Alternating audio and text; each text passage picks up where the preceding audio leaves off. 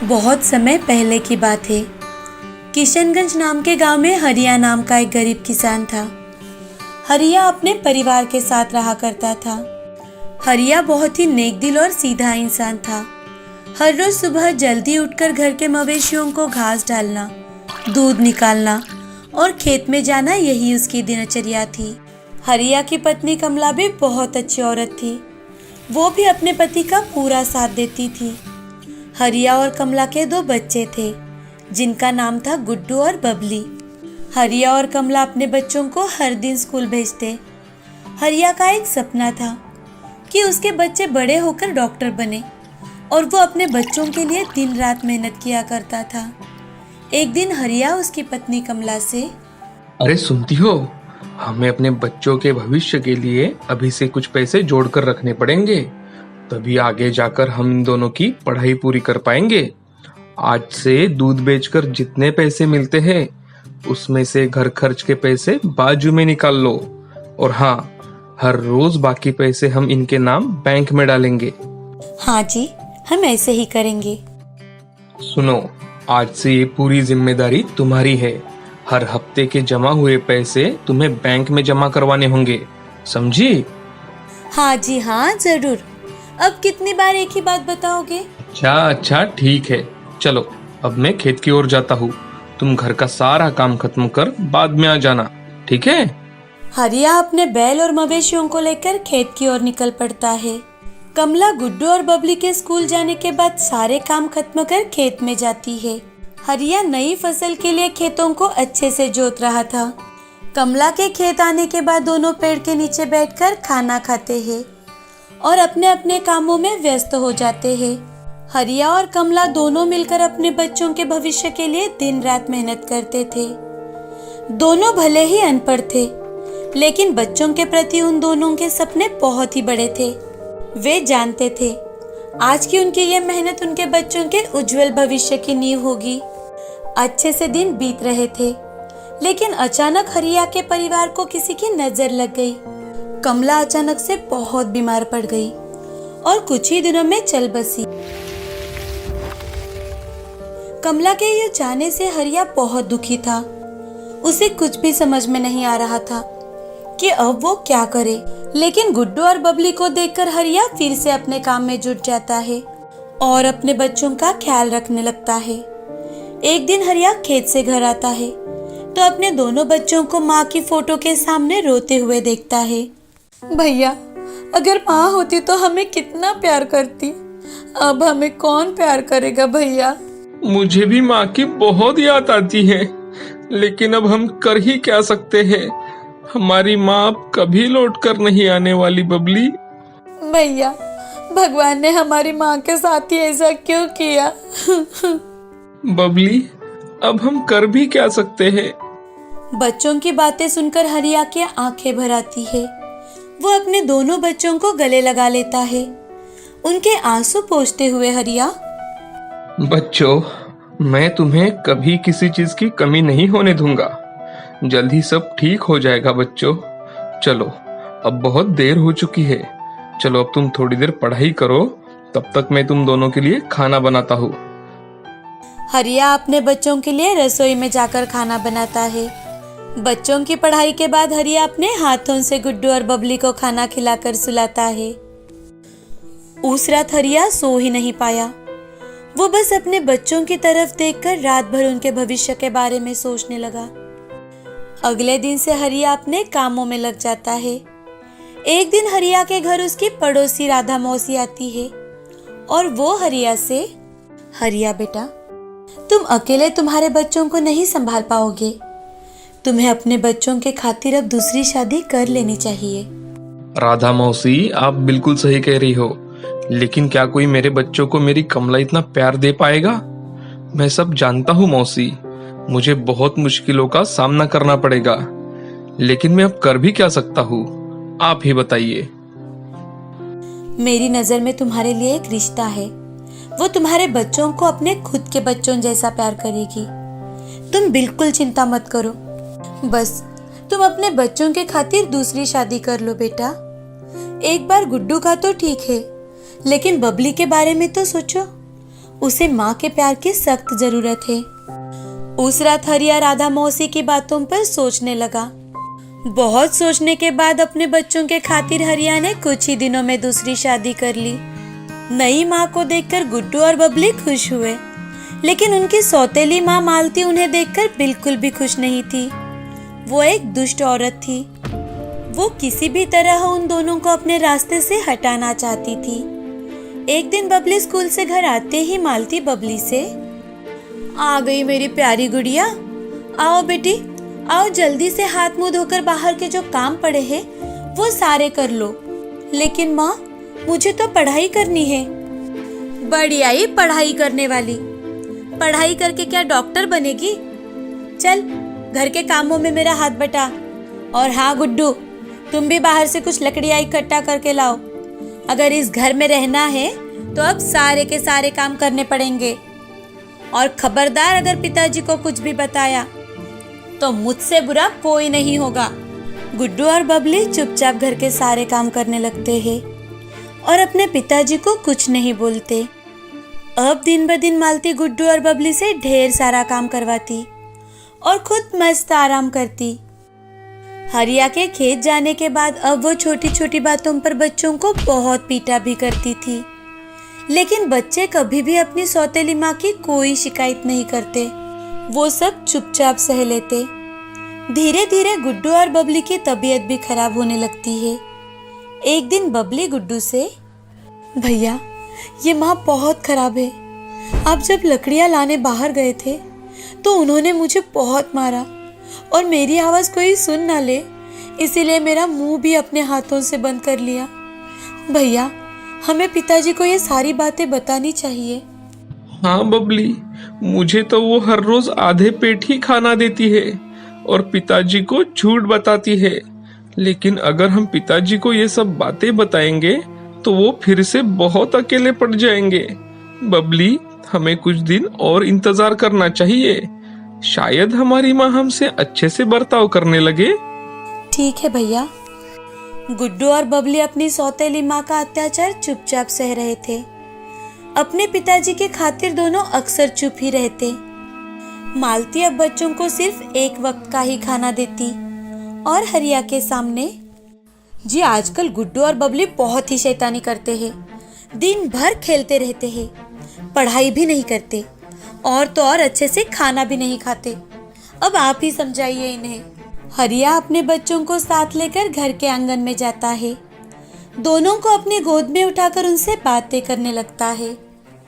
बच्चों, मैं बहुत दिनों से देख रहा हूँ, तुम दोनों आजकल हंसते मुस्कुराते भी नहीं हो और तुम्हारी तबीयत दिन बर दिन खराब होती जा रही है।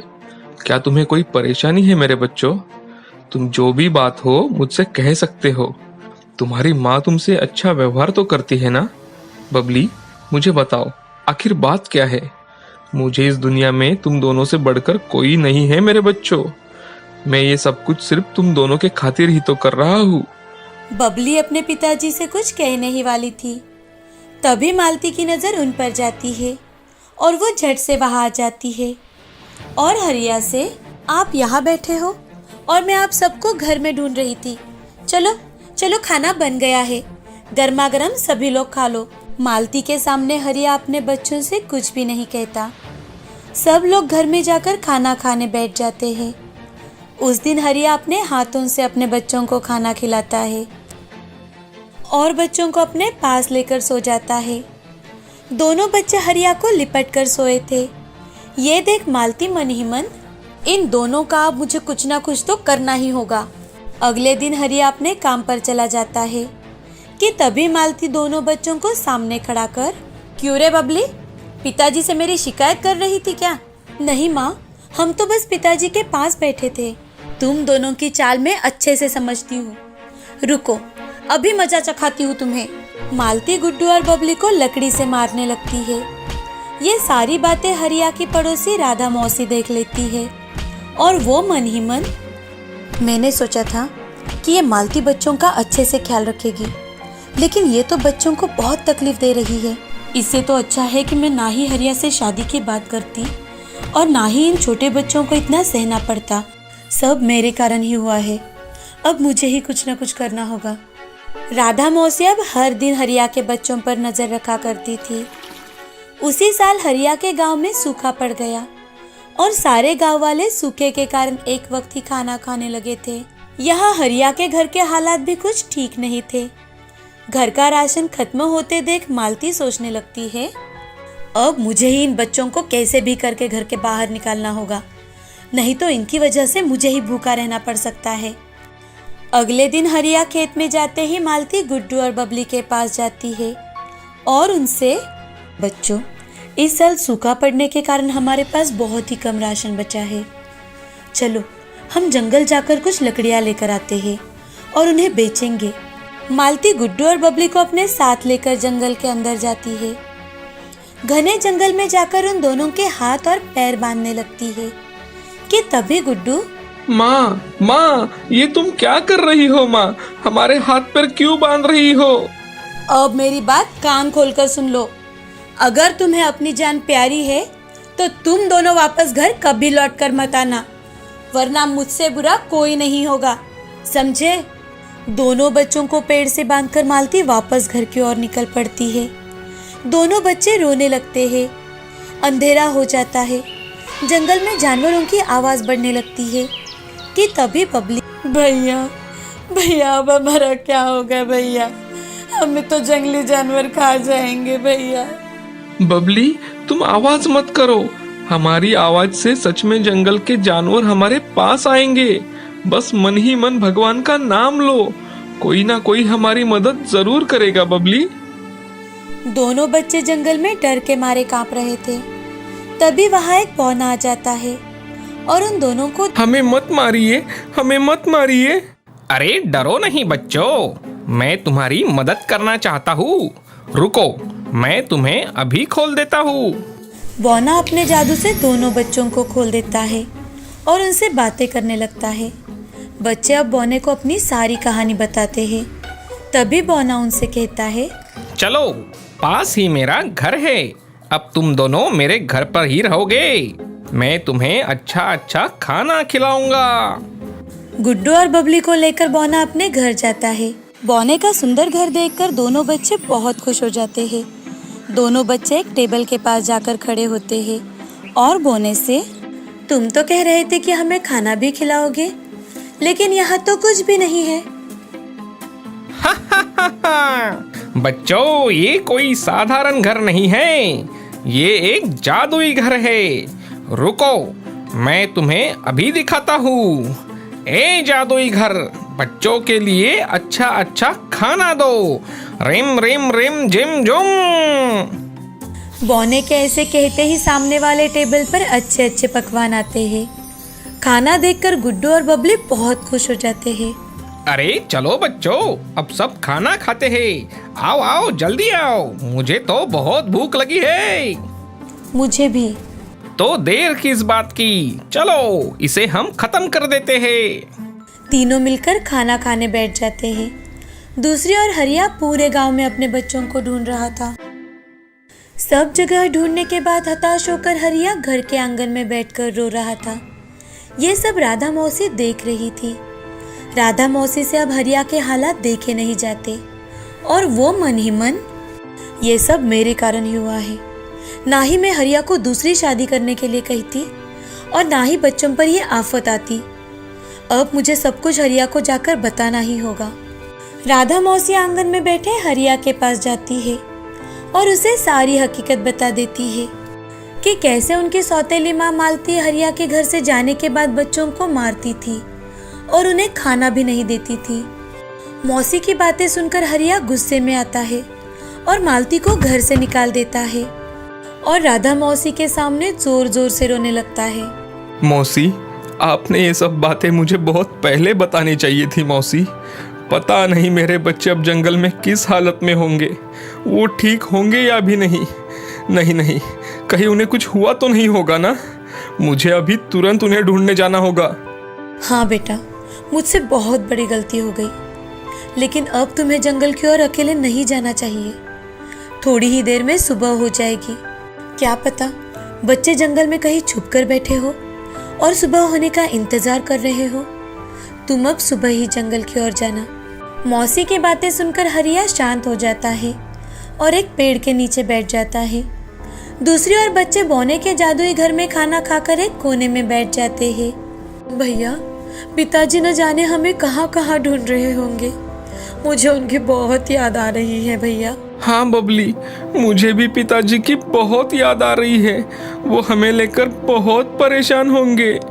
बौना उन दोनों की सारी बातें सुन रहा था। उसे दोनों पर बहुत दया आती है। बौना बच्चों के पास जाकर उनसे कहता है, अरे बच्चों, ऐसे रोते नहीं। मेरे होते तुम्हें किसी चीज की कोई फिक्र करने की जरूरत नहीं है। चलो, मैं तुम्हें तुम्हारे पिताजी के पास लेकर जाता हूँ।